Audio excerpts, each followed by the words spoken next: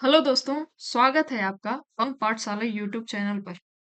दोस्तों, आज हम जो टॉपिक कवर करने वाले हैं, वो है हमारा बायोस्फीयर रिजर्व यानी जैव मंडल रिजर्व या जैव मंडल आगार भी इसको कहते कहते हैं। तो ये क्लास लाने का मेरा एक मकसद है कि जो जितने भी 18 बायोस्फीयर रिजर्व हैं इस समय इंडिया में, वो पूरे बढ़िया तरीके से कवर हो जाएं और ट्रिक वगैरह के माध्यम से भी ये याद हो जाए, क्योंकि ये टॉपिक आपको पता हो या ना हो, लेकिन मैं बता दूं, ये टॉपिक इतना इम्पोर्टेंट है ना। अगर किसी भी एग्जाम में इन्वायरमेंट का सेक्शन है तो इस टॉपिक से क्वेश्चन आता ही आता है। ठीक है। तो इसी उद्देश्य को पूरा करने के लिए मैंने ये क्लास यहाँ पर मैं लेकर आई हूँ, और इसमें पूरा बढ़िया से कवर करा दिया जाएगा ताकि आपको इधर उधर भटकना ना पड़े। सेकंड बात यह है कि अभी तक नवंबर 2025 तक जितने भी अपडेट हैं सबको यहाँ पे कवर किया गया है। इसके बाद अगर कोई चेंजमेंट इसमें होता है या फिर कोई साइट इसमें बढ़ाई जाती है तो उसका अपडेट भी मैं कर दूंगी उसके बाद में वीडियो लाकर। ठीक है।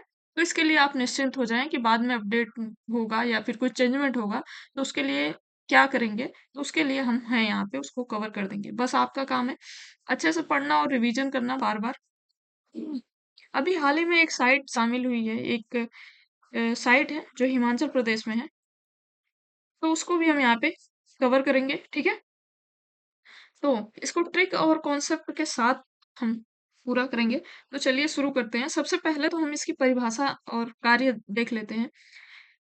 क्या होता है, तो जैव मंडल संरक्षित क्षेत्र एक बहुत बड़ा ऐसा क्षेत्र होता है जहाँ जैव विविधता यानी बायोडायवर्सिटी देखने को मिलती है। जैव विविधता आपको पता ही होगा, जहाँ पे बहुत सारे जैव विविधता होती है, जैसे बहुत सारे पेड़ हैं, बहुत सारे पंछी हैं, बहुत सारे जीव हैं, बहुत सारे पानी का सोर्स है वहां पे। ठीक है। इन सब की जहाँ पे घनी आबादी होती है उसको जैव विविधता कहते हैं। ठीक है। बायोडायवर्सिटी देखने को मिलती है। एक यह एक वन क्षेत्र या समुद्री क्षेत्र हो सकता है जिसमें वनस्पतियों और जीवों की कई प्रजातियां पाई जाती हैं। वनस्पति और जीवों की कई प्रजातियां पाई जाती हैं, वैसा क्षेत्र होता है ये। यूनेस्को के अनुसार बायोस्फीयर रिजर्व सतत विकास यानी सस्टेनेबल डेवलपमेंट के लिए सीखने का एक स्थान है। इन क्षेत्रों को संरक्षण के प्रयास के साथ मानवीय गतिविधियों को एकीकृत करके संरक्षित किया जाता है। ठीक है। बायोस्फीयर रिजर्व बेसिकली वो एरिया होता है जहाँ पे जो जीव हैं, हमारे जो हमारे जानवर हैं, जानवर में वो पंछी वगैरह सब, प्लस जो मानव है, इनकी गतिविधियां ऐसी हों कि कोई किसी को खतरा ना पहुंचाए, ना जानवर मानव को खतरा पहुंचाए, ना मानव जानवर को खतरा खतरा पहुंचाए, और दोनों का सही तरीके से, सतत तरीके से विकास हो। और सतत विकास आपको पता है किसे कहते हैं? सतत विकास उसे कहते हैं कि आज के जितने भी हमारे पास संसाधन है, जैसे पानी है, हवा है, मृदा है, ये सब जितने संसाधन है, उसका ऐसे उपयोग किया जाए कि जो हमारी आने वाली पीढ़ी है उसके लिए भी वो सुरक्षित रहे। मतलब ऐसे पानी गंदा ना कर दिया जाए, ऐसे पेड़ ना काट दिए जाएं, ताकि जो आने वाली पीढ़ियां हैं उनको जलवायु परिवर्तन का खतरा झेलना पड़े, बहुत सारी समस्याएं हों, गर्मी हो, बाढ़ आए, भूकंप आए, ऐसा ना हो। इतने अच्छे तरीके से विकास किया जाए, उसी को कहते हैं सतत विकास। ठीक है। तो ये जो जैव मंडल आरक्षित क्षेत्र होता है, यहाँ पे जानवर और मनुष्य दोनों मिलकर सतत विकास के साथ आगे बढ़ते हैं और अपने जीवन का निर्वाह करते हैं। बेसिकली इसका मतलब यही होता है। और हम देखते हैं आगे। बायोस्फीयर रिजर्व के तीन मुख्य उद्देश्य या कार्य होते हैं। तीन मुख्य उद्देश्य होते हैं। अगर आपको कहीं आंसर राइटिंग करना होगा तो उसको आपको यहाँ पे वो शामिल करना होगा। क्या होता है? पहला क्या होता है? संरक्षण यानी कंजर्वेशन, यानी संरक्षण करना। पौधों और जानवरों की प्रजातियों, उनके प्राकृतिक आवास और इकोसिस्टम का संरक्षण करना पहला उद्देश्य है, मतलब बचाना पहला उद्देश्य है इसका। दूसरा है सतत विकास यानी सस्टेनेबल डेवलपमेंट, संसाधनों का सतत उपयोग सुनिश्चित करना और पर्यावरण की रक्षा करते हुए सामाजिक, सांस्कृतिक और पर्यावरणीय रूप से टिकाऊ विकास को बढ़ावा देना। ये दूसरा उद्देश्य है। ठीक है। टिकाऊ विकास मतलब विकास भी हो लेकिन जो हमारे संसाधन उस टिका भी रहे, ऐसे ना खत्म कर दिए जाए।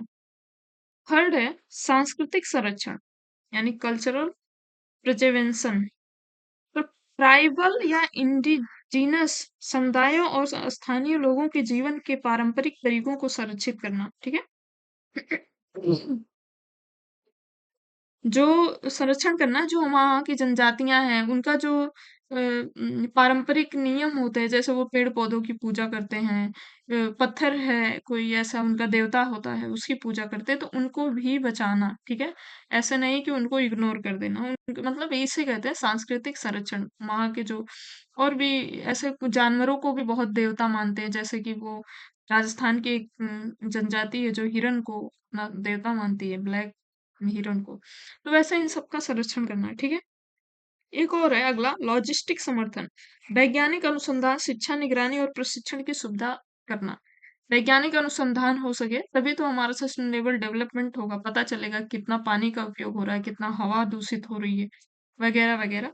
ये सारे इनके मेन उद्देश्य हैं, ठीक है।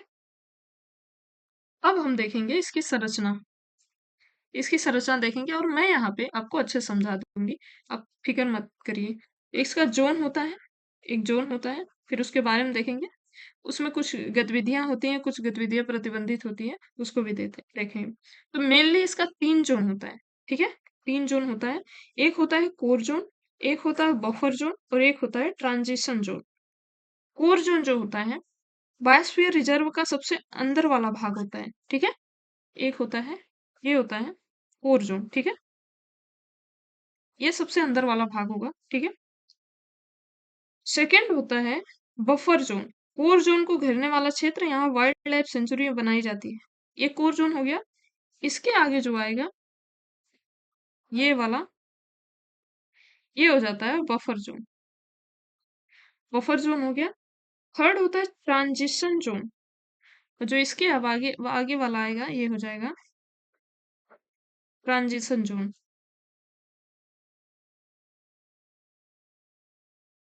ये हो जाएगा ट्रांजिशन ट्रांजिशन जोन। ये हो जाएगा कोर जोन, ये हो जाएगा बफर जोन, और ये हो जाएगा ट्रांजिशन जोन। 3 जोन होते हैं, ठीक है। अब देखते हैं इसके आगे। तो जो कोर जोन है उसमें क्या क्या गतिविधियां हमें करने की अनुमति होती है और क्या प्रतिबंधित होती है, ये देखते हैं। मानव क्रियाकलाप पूरी तरीके से प्रतिबंधित होते हैं। राष्ट्रीय पार्क यानी नेशनल पार्क अक्सर इस जोन में बनाए जाते हैं, ठीक है। नेशनल पार्क जो होते हैं, जैसे दुधवा नेशनल पार्क वगैरह वगैरह, वो इस जोन में, इसमें मानव गतिविधियां पूरी तरीके से प्रतिबंधित होती है। ये जो कोर जोन वाला एरिया है, ठीक है, कोर जोन में प्रतिबंधित होती है। सबसे ज्यादा प्रतिबंध यहीं पे होता है। ये जो कोर जोन वाला एरिया है, सबसे ज्यादा यहाँ पे जाने नहीं दिया जाता मानव प्रतिबंध को, ठीक है। सेकंड जो होता है बफर जोन। बफर जोन में देखते हैं क्या क्या होता है। शोध, शैक्षणिक गतिविधियां, इको फ्रेंडली पर्यटन, जड़ी बूटी और सूखी लकड़ियां इकट्ठा करना, और पशुओं की चराई वगैरह की अनुमति होती है। मध्यम प्रतिबंध होता है। ये जो बफर जोन होता है इसमें आप अ, पशु चरा सकते हो, सूखी लकड़ियां बीन सकते हो। जो लकड़ियां पेड़ पेड़ से टूट टूट जाती हैं वो बीनते हैं, क्योंकि जंगल में जो जनजाति रहते हैं वो लोग ये सब काम करते हैं। बाकी पर्यटन, घूमने फिरने का आपको यही बफर जोन में ही मिलता है। कोर जोन में आपको घूमने की अनुमति नहीं होती है। पर्यटन की अनुमति शैक्षणिक शोध वोध के लिए, वैज्ञानिक शोध कर सके, वो बफर जोन में ही करते हैं, ठीक है। अब अगला है ट्रांजिशन जोन। ट्रांजिशन जोन में क्या होता है, यहाँ जो होता है खेती, फसलों की बुवाई, उद्योग, सड़कें और मानव बस्ती देखने को मिलती है। यहाँ स्थानीय समुदाय और संरक्षण प्रयासों के बीच सहयोग को बढ़ावा मिलता है। सबसे कम प्रतिबंध होता है यहाँ पे, ठीक है। ये जो बफर जोन होता है इसमें आप खेती करने की अनुमति होती है। मानव बस्तियां भी इस जोन में दिखती हैं, ठीक है। इसमें सबसे कम कम प्रतिबंध होता है ट्रांजिशन जोन में, लेकिन सबसे अधिक प्रतिबंध होता है कोर जोन में, फिर बफर जोन में थोड़ा कम, ट्रांजिशन जोन में थोड़ा अधिक। थोड़ा सा इसे हम इस डायग्राम से देख सकते हैं, ठीक है। तो ये होता है जो हमारा, ये जो है ये कोर जोन, ठीक है। यहाँ पे पूरी तरीके से प्रतिबंध होता है, लेकिन हल्का सा रिसर्च के लिए यहाँ पे थोड़ी अनुमति होती है। रिसर्च के लिए क्यों होती है, क्योंकि यहाँ की भी स्थिति देखना हमारे लिए काफी इम्पोर्टेंट है। यहाँ की स्थिति इसलिए देखना इम्पोर्टेंट है कि रिसर्च करेंगे तभी जानेंगे कि हाँ यहाँ के जानवर सही से हो रहे हैं, मतलब उनका उनका उनकी सेहत का, बाकी इकोसिस्टम की पूरी सेहत का यहाँ पे रिसर्च बस कर सकते हैं। बाकी जो बफर जोन होता है, ये होता है यहाँ पे, मतलब वैज्ञानिक अनुसंधान, ठीक है, एक ये होती है, ये सारी गतिविधियां होती हैं, रिसर्च वगैरह तो होती ही है यहाँ पे। बाकी ये सब, एक आध मानव बस्ती भी दिख सकती है, मानव बस्ती नहीं दिखेगी, एक आध घर दिख सकता है, जो बहुत मतलब वही रिसर्च वगैरह के लिए बनाया जाता होगा, मुझे जहां तक लगता है। बाकी और जो बफर जोन, ट्रांजिशन जोन होता है, ये बाहर का होता है, यहाँ पे कम प्रतिबंध होता है। यहाँ पे मानव बस्ती दिख सकती है, ठीक है। तो ये है आपका पूरा, ठीक है। आई होप, मुझे लगता है कि आपको समझ में आ गया होगा ये कोर, बफर और ट्रांजिशन जोन का। अगर आपको समझ में नहीं आया होगा तो आप कमेंट बॉक्स में बताना, मैं फिर से इसको समझाऊंगी, ठीक है। तो मैं अब हम आगे बढ़ते हैं। अगला आप देखते हैं, भारत में स्थिति और तथ्य। भारत में क्या स्थिति है इसको लेकर, तो कार्यक्रम की शुरुआत, भारत सरकार द्वारा बायोस्फीयर रिजर्व कार्यक्रम की शुरुआत 1986 में हुई थी। डेट इंपॉर्टेंट है, याद रखना, 1986 में हुई थी। कुल संख्या है, भारत में वर्तमान में कुल 18 बायोस्फीयर रिजर्व है। ये संख्या भी याद रखना, आपको पता भी होगा पहले से, पूरा 18 बायोस्फीयर रिजर्व है। पहला बायोस्फीयर रिजर्व बना था नीलगिरी बायोस्फीयर रिजर्व, ठीक है। नीलगिरी बायोस्फीयर रिजर्व पहला बना था, 1986 में ही ये बना था। सबसे बड़ा बायोस्फीयर रिजर्व है गुजरात का ग्रेट रन ऑफ कच्छ, सबसे बड़ा है ग्रेट रन ऑफ कच्छ, जो कि गुजरात में है। भारत का सबसे बड़ा बायोस्फीयर रिजर्व, इसका क्षेत्रफल है 12,454 वर्ग किलोमीटर है, ठीक है। सबसे छोटा बायोस्फीयर रिजर्व है डिब्रू सैखोवा, जो कि आपका पड़ता है असम में, असम में पड़ता है, और इसका क्षेत्रफल है 7,765 वर्ग किलोमीटर। बाकी सर्वाधिक बायोस्फीयर रिजर्व वाला जो राज्य है वो है मध्य प्रदेश। इसमें कुल 3 बायोस्फीयर रिजर्व हैं। 3 हैं, कौन कौन से हैं? एक है पंचमढ़ी, एक है पन्ना, और एक है अचानकमार अमरकंटक।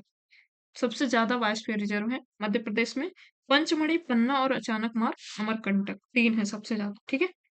आगे देखते हैं, यूनेस्को का एक कार्यक्रम चलता है, मैन एंड बायोस्फीयर रिजर्व कार्यक्रम, ठीक है। तो यूनेस्को ने मानव और पर्यावरण के बीच समन्वय स्थापित करने के लिए 1971 में man and the biosphere programme, यानी MAB प्रोग्राम शुरू किया था। यह एक अंतर सरकारी वैज्ञानिक पहल है। इसका इस कार्यक्रम के तहत बायोस्फीयर रिजर्व का world network of biosphere reserve में शामिल किया जाता है, ठीक है।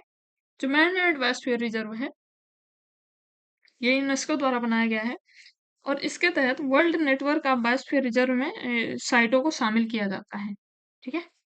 नेक्स्ट है, मैन एंड बायोस्फीयर रिजर्व में जो है भारत की नवीनतम स्थिति क्या है। तो भारत में 18 बायोस्फीयर रिजर्व है, जिसमें से 12 यूनेस्को के मैप प्रोग्राम में हिस्सा लेते हैं। ये जो अभी ये हमने ऊपर पढ़ा, वर्ल्ड नेटवर्क में शामिल कितने हैं हमारे भारत के, तो 12 हैं।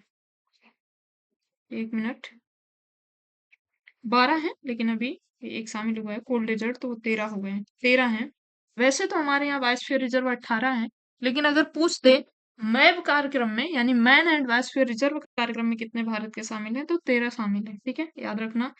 बाकी नवीनतम जो है वो हाल ही में 2025 में हिमाचल प्रदेश में स्थित शीत मरुस्थल, यानी कोल्ड डेजर्ट बायोस्फीयर रिजर्व को यूनेस्को के WNBR में शामिल किया गया है, ठीक है। WNBR का मतलब, हाँ, तिरहवा जो है, तिरहवा कौन सा है हमारा, शीत मरुस्थल यानी कोल्ड डेजर्ट, शीत मरुस्थल यानी कोल्ड डेजर्ट हमारा तिरहवा है, और इसे बायोस्फीयर रिजर्व यूनेस्को के WNBR में शामिल किया गया है। यह घोषणा 27 सितंबर 2025 को चीन के हांगझाओ में हुए 5वें विश्व बायोस्फीयर रिजर्व कांग्रेस में की गई थी। अभी सितंबर में शामिल हुआ है। चीन का हांगझाओ में 5वां विश्व बायोस्फीयर रिजर्व कार्यक्रम चल रहा था, वहां पे इसको घोषित किया गया है। शीत मरुस्थल में शामिल होने के बाद यूनेस्को के WNBR में भारत के स्थलों की कुल संख्या हो गई है 13, ठीक है। WER मतलब world network of biosphere reserve, जो कि यूनेस्को का है। कोल्ड डेजर्ट के बारे में जानते हैं। यह हिमाचल प्रदेश के लाहौल स्पीति जिले में स्थित है। यहाँ पिन घाटी राष्ट्रीय पार्क, तिब्बत वन्यजीव अभयारण्य और चंद्रताल झील शामिल है। ठीक है। एक बात और मैं बता दूं, जो बायोस्फीयर रिजर्व होता है, मान लो ये पूरा बायोस्फीयर रिजर्व है, इसमें छोटे छोटे जो और भी महत्व के पार्क, नेशनल पार्क होते हैं वो शामिल होते हैं, जैसे राष्ट्रीय उद्यान हो गया, शामिल हो गया, कोई इंपॉर्टेंट झील है वो शामिल हो, वन्य जीव अभयारण्य है। तो इनको ये पूरा मिला के बनता है बायोस्फीयर रिजर्व। ठीक है। तो अब अंतिम तिरावा जो मैन एंड बायोस्फीयर में शामिल हुआ था वो कोल्ड डेजर्ट बायोस्फीयर रिजर्व है, जो कि हिमाचल प्रदेश में पड़ता है। इससे पहले शामिल हुआ स्थल था पन्ना बायोस्फीयर रिजर्व, जो कि मध्य प्रदेश में है, जिसे 2020 में मैप प्रोग्राम में शामिल किया गया था। ठीक है। इतने सालों बाद ये शामिल हुआ है, तेरहवां जो है, तो ये काफी इंपॉर्टेंट है, इसको आप ध्यान में रखना। तो ये तो हमने समझा पूरा क्या होता है, मतलब बायोस्फीयर रिजर्व क्या होता है, मैप कार्यक्रम क्या होता है, कोर बफर और ट्रांजिशन जोन क्या होते हैं। ठीक है। अब इस बेस पे हम एमसीक्यू करेंगे। ठीक है। और एमसीक्यू में मैं सवाल कराऊंगी और इसके माध्यम से आपका रिवीजन भी होगा, प्लस आप लोग भी साथ साथ में उत्तर देते चलिएगा। ठीक है। तो शुरू करते हैं। वर्तमान में भारत में कुल कितने बायोस्फीयर रिजर्व हैं? भारत में कुल कितने बायोस्फीयर रिजर्व हैं, इसका उत्तर आपको बताना है। इसका उत्तर है 18। कितने हैं टोटल? 18 बायोस्फीयर रिजर्व हैं। अब आपको एक समस्या आ सकती है, एक मिनट। अब आपको एक समस्या आ सकती है कि याद कैसे होगा ये 18 बायोस्फीयर रिजर्व जो है, वो याद कैसे होगा? तो इसकी ट्रिक है, मैं आपको बता दूं। ठीक है। एक ट्रिक है इसकी, उसको आप देखिए। इसकी ट्रिक है नाना नाना ने नाना ने गुमसुम नाना ने गुमसुम साड़ी नाना ने गुमसुम साड़ी दीपक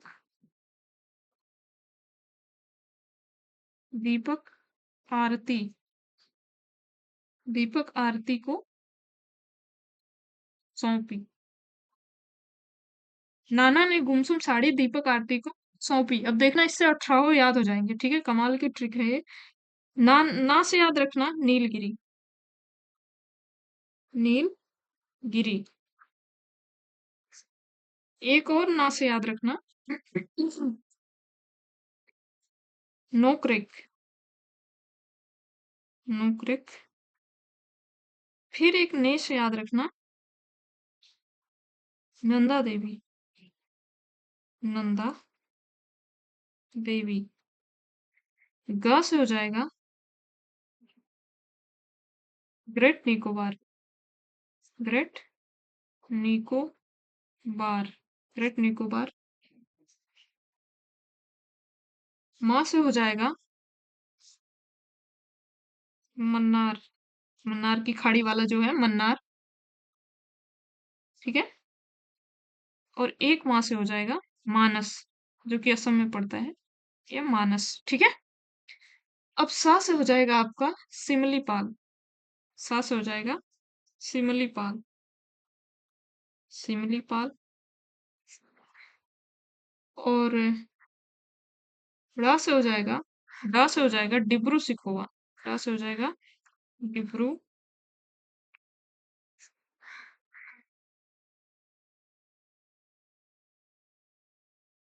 डिब्रू सिखोवा। ठीक है। दा से हो जाएगा दिहांग दिबांग। दिहांग दिबांग। दिहांग दिबांग हो जाएगा। ठीक है। प से हो जाएगा पंचमढ़ी। पंचमढ़ी हो जाएगा। क से हो जाएगा कंचनजंगा। आप भी ऐसे लिख लेना और कई बार इस ट्रिक को रट लेना 2-4 बार, एकदम याद हो जाएगी। ठीक है। कंचनजंगा हो जाएगा क से। उसके बाद ए से हो जाएगा अगस्त मलाया। ए से हो जाएगा अगस्त मलाया।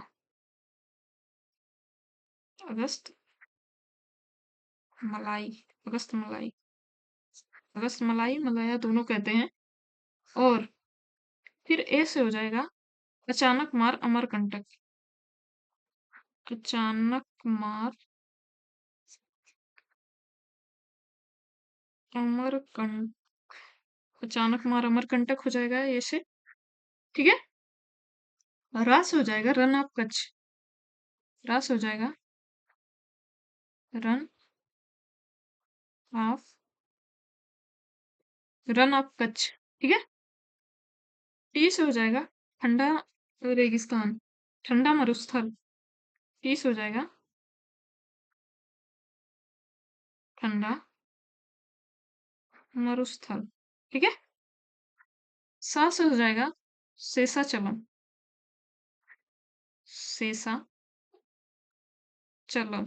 ठीक है। और प से हो जाएगा पन्ना। ठीक है। ये मैंने लिख दिया 18 है ये आपके टोटल। मैंने लिखा क्यों? क्योंकि आप भी लिखो। मैं पहले से भी लिख के ला सकती थी और टाइम बचा सकती थी, लेकिन मैंने लिखा ऐसे ताकि आप भी लिखो और आप भी रटो इसको। ठीक है। तो ये आप 18 है, आप 2-4 बार रट लेना, याद हो जाएगा। तो टोटल कितना है? 18 और 18 मैंने यहाँ पे लिख दिया है। अब आगे देखते हैं। यूनेस्को के मैन एंड बायोस्फीयर प्रोग्राम के तहत भारत के कितने बायोस्फीयर रिजर्व शामिल हैं नवीनतम अपडेट 2025 के अनुसार? तो मैन एंड बायोस्फीयर प्रोग्राम में कितने हो गए हैं? 13 हो गए हैं। ठीक है। वैसे बायोस्फीयर रिजर्व पूछेगा इंडिया में तो 18 है, और मैप में पूछेगा कितने शामिल है तो 13 शामिल है। ठीक है। यूनेस्को ने नवीनतम पर्यावरण के बीच समन्वय स्थापित करने के लिए 1971 में man and the biosphere programme शुरू किया था। यह अंतर सरकारी वैज्ञानिक पहल है। इस कार्यक्रम के तहत बायोस्फीयर रिजर्व को world network of biosphere reserve में शामिल किया जाता है। पहले यह 12 थी। पहले इसकी संख्या 12 थी। कोल्ड डेजर्ट शामिल होने के बाद ये संख्या हो गई है 13। ठीक है। आगे है यूनेस्को के world network of biosphere reserve में शामिल होने के बाद भारत का 13वां बायोस्फीयर रिजर्व कौन सा हो गया है? तो 13वां हो गया है शीत मरुस्थल। 13वां कौन शामिल हुआ है? 13वां शामिल हुआ है शीत मरुस्थल। शीत मरुस्थल यानी कोल्ड डेजर्ट वे मरुस्थल हैं जो ठंडे और ऊंचे पहाड़ी क्षेत्रों में पाए जाते हैं और जहां बहुत कम वर्षा होती है। इसमें बहुत ज्यादा सर्दी पड़ती है और वर्षा। एक मिनट। एक मिनट दोस्तों, ये बंद क्यों हो गया?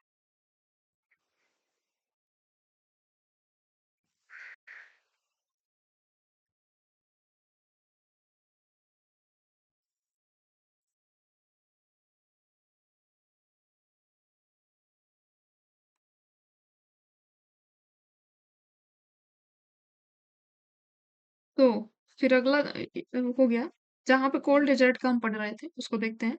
सर्दी पड़ती है और वर्षा या बर्फबारी के कारण ये निर्जन हो जाते हैं। भारत में लद्दाख और हिमाचल प्रदेश की स्पीति घाटी प्रमुख शीत मरुस्थल है। इसी को कोल्ड डेजर्ट कहते हैं। ये यहाँ पे पूरी ठंड पड़ी रहती है। ठीक है। यहाँ पे ये जानवर याक पाए जाते हैं। यहाँ पे यहाँ का फेमस जानवर है। आगे बायोस्फीयर रिजर्व के 3 क्षेत्रों में से कौन सा क्षेत्र सबसे अधिक प्रतिबंधित होता है और जहां मानव गतिविधियां पूरी तरीके से वर्जित होती हैं?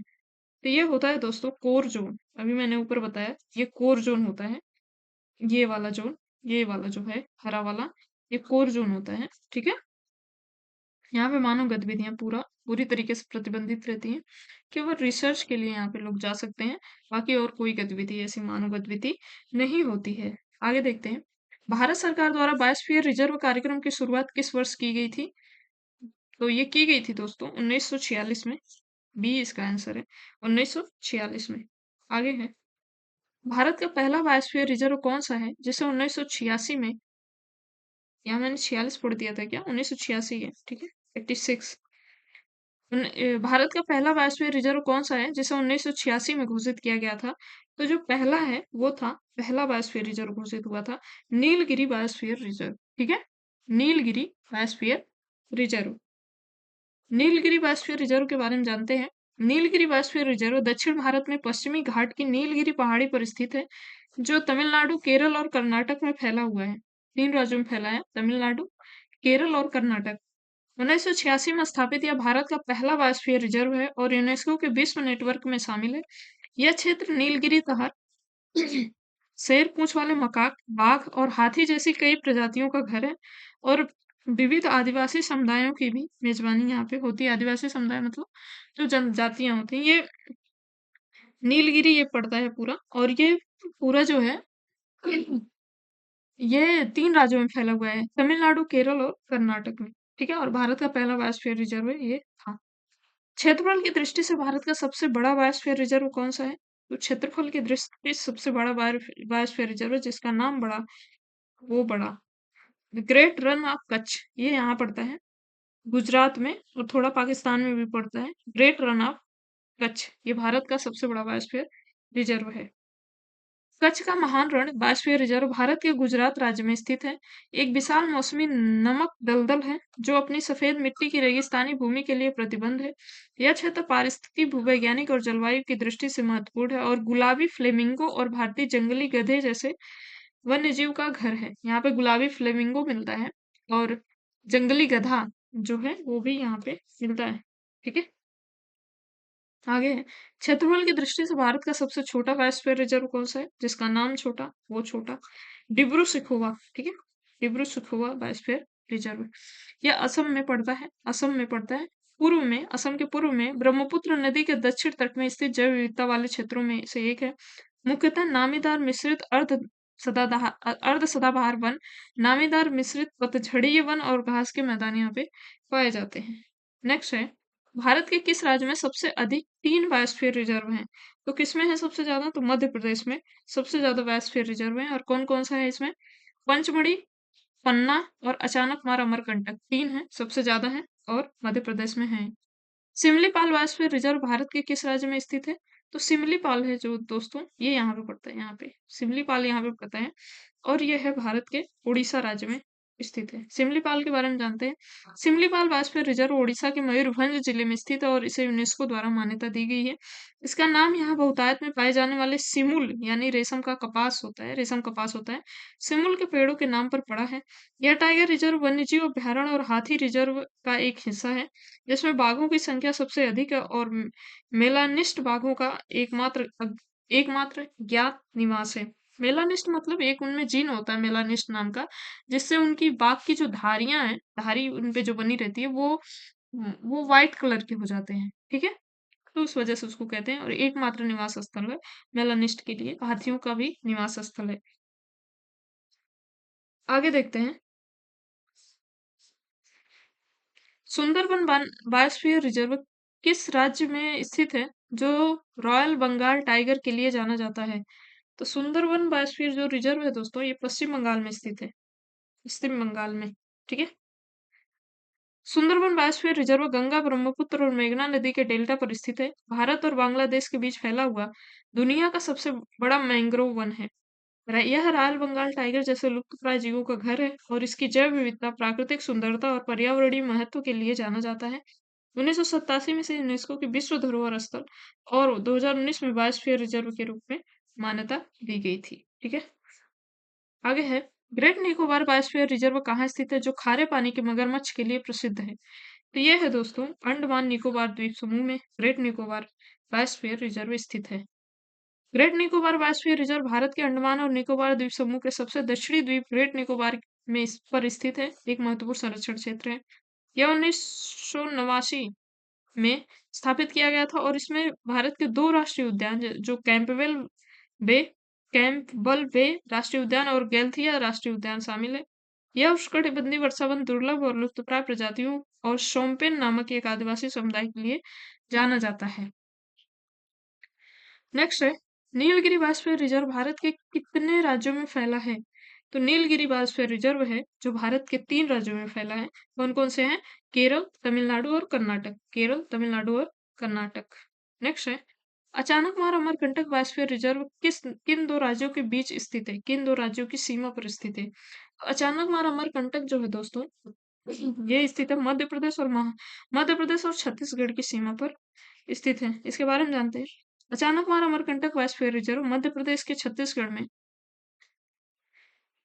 3835.51 वर्ग किलोमीटर क्षेत्र में फैला हुआ है। यह संरक्षित जैवमंडल 2005 में घोषित और 2012 में यूनेस्को की वैश्विक सूची में शामिल इस क्षेत्र में 3 संरक्षित क्षेत्र हैं।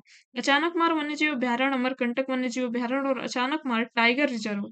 यह क्षेत्र भारत के महत्वपूर्ण जल विभाजनों में से एक है, जहां से नर्मदा, सोन और जोहिला जैसी नदियां निकलती हैं। ठीक है, आगे शीत मरुस्थल यानी कोल्ड डेजर्ट बायोस्फीयर रिजर्व, जिसमें पिन घाटी राष्ट्रीय पार्क और चंद्रताल झील शामिल है, किस राज्य में स्थित है? तो ये स्थित है दोस्तों हिमाचल प्रदेश में।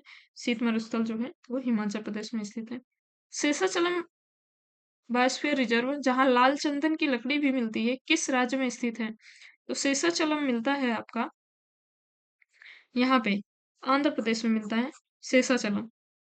आपने वो पुष्पा मूवी देखी होगी, पुष्पा। तो जो पुष्पा रहता है, वो जो लकड़ियां काट काट के बेचता है, जो व्यापार करता है लकड़ियों का, वो शेषाचलम जंगल की ही वो सारी सीन होती है। ये जो सारी सीन लिखी होती है, शेषाचलम जंगल में की होती है, क्योंकि वहीं पे लाल चंदन पाया जाता है और वहीं से वो काट के बेचता है।